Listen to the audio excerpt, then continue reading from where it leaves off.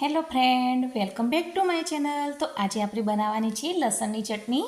જો પહેલાંના જમાનામાં આપણા દાદા દાદીને ખાતા હતા અને બનાવતા હતા એવી એકદમ સિમ્પલ અને સરળ એવી આપણે આજે બનાવવાની છે લસણની ચટણી।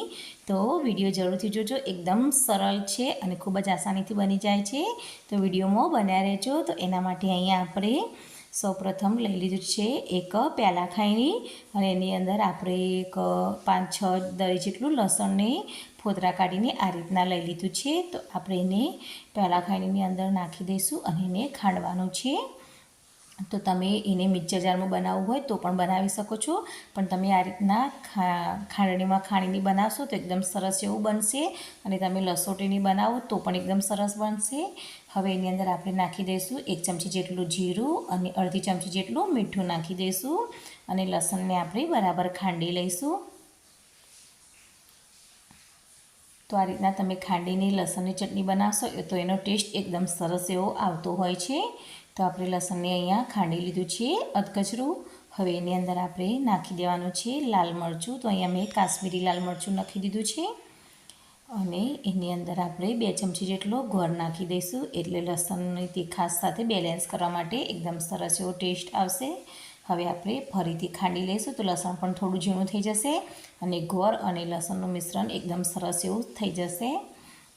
તો આપણે ફરીથી બરાબર ખાંડી લેવાનું છે।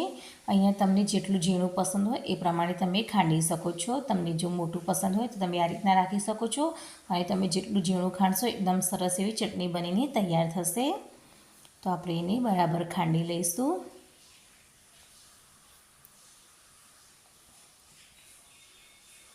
આ રીતે પાછળથી ગોળ નાખીને ખાંડશો એટલે લસણ એકદમ સરસ એવું એની અંદર મિક્સ થઈ જશે। તો તમે જોઈ શકો છો કે એકદમ સરસ આપણી ચટણી બનીને તૈયાર થઈ ગઈ છે।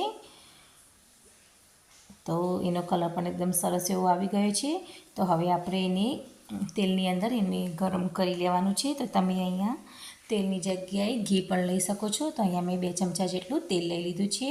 તો તેલ ગરમ થાય એટલે અંદર આપણે લસણની ચટણીને નાખી દઈશું। આ રીતના ગેસની ફ્લેમ ધીમી રાખીને આપણે નાખી દેવાનું છે અને અંદર નાખીને તરત જ ગેસની ફ્લેમ બંધ કરી દેવાની છે તેલ ગરમ થઈ જાય એટલે।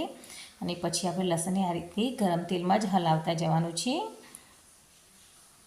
તો આ રીતના બરાબર હલાવીને મિક્સ કરી લઈશું। અહીંયા મારું લસણ થોડુંક મોટું દેખાય છે, પણ જો તમે હજુ પણ આનાથી વધારે ખાંડીને ઝીણું કરશો તો એકદમ સરસ એવો ચટણીનો ટેસ્ટ આવશે અને કલર પણ આવશે। તો લસણની ચટણી આપણી સરસ મજાની બનીને તૈયાર થઈ ગઈ છે, તમે જોઈ શકો છો। તો તમે આ વઘાર કરતી વખતે જો તમને દહીં પસંદ હોય તો તમે દહીં પણ અંદર નાખી શકો છો।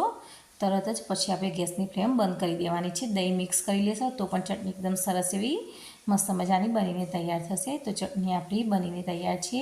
હવે આપણે સર્વિંગ બાઉલમાં કાઢી લઈશું। તો તમે જોઈ શકો છો કે એકદમ તમે આને મહિનાઓ સુધી સ્ટોર કરી શકો એવી આપણી લસણની ચટણી બનીને તૈયાર છે। તો આ ચટણીને તમે ભાખરી, ખીચડી કે રોટલા કે દાળ કે કઢી કોઈ પણ સાથે લઈને ખાઈ શકો છો। એકદમ સરસ એવો આ ચટણીનો ટેસ્ટ આવતો હોય છે અને તમે આને બહાર પણ ફ્રીજની પણ જરૂર નથી પડતી, તમે બહાર પણ રાખશો તો પણ મહિના સુધી પણ આ લસણની ચટણીને કશું જ થતું નથી, એવી ને એવી જ રહે છે। અને જો તમે દહીં નાખ્યું હોય તો તમે એને 4-5 દિવસ સુધી ફ્રીજમાં રાખી શકો છો। તો આ રીતના લસણની ચટણી તમે એકવાર જરૂરથી ટ્રાય કરજો અને જો વિડીયો પસંદ આવ્યો હોય તો લાઈક જરૂરથી કરજો। ચેનલમાં નવા હોય તો ચેનલને સબસ્ક્રાઈબ પણ જરૂરથી કરજો। Thank you.